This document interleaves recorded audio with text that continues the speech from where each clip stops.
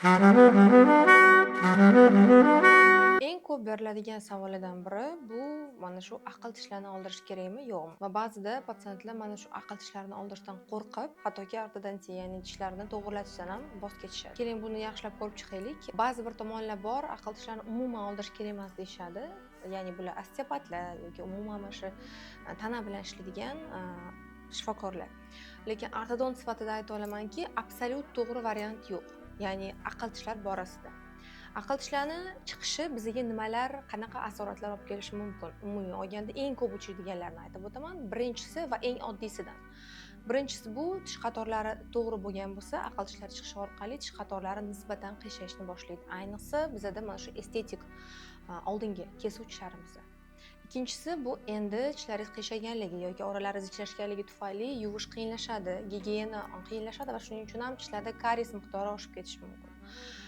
Va nihoyat uchinchi eng og'ir bo'lgan holat bu ko'pincha aql tishlari, mani o'zimni tajribamda, praktikamda bo'lgan, hattoki 35-40 yoshdan keyin ham hech qanaqa tishlarda muammosi bo'lmagan insonlarda aql tishi chiqish orqali ularda butunlay chaynovda muammolar, ya'ni chaynash qiyinlashadi, chaynovdagi og'riqlar yoki umuman chaynay olmaslik holatlari. Bu nima uchun? Biz ortodontiyada ko'pincha hamma diagnostikalarni qilganimizdan keyin, rentgen diagnostikadan keyin albatta aql tishini qoldirish yoki qoldirmaslik haqida patsientga ma'lumot beramiz.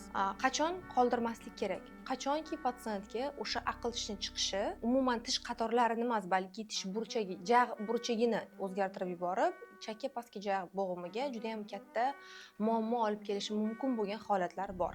Buni yaxshi professional ortodontlar biladi va buni oldini olish uchun albatta tishlarini vaqtida oldirib tashlashni buyuradi. Ko'p holatlarda hattoki tishlar umuman chiqmasdan turib va qanchalik vaqtli olinsa bunaqa holatda shuncha asorat bo'lish ehtimoli kamayib ketadi. Endi osteopatlar tomonidan nima uchun aql tishlar olinmasin degan hozirgi kunda shunaqa juda ham ko'p videolar, reelslar ko'raman. Bu tarafga ham qo'shilaman, chunki oxirgi vaqtda ortodontlar faqat aql tishni olish kerak degan narsa bilan qolib ketishdi oxirgi 10 yilda. Lekin men bunga qo'shilmayman. Qachonki aql tishga jag'da joy bo'lsa va undan biz foydalana olsak, aql tishning chiqishi bu o'rinli.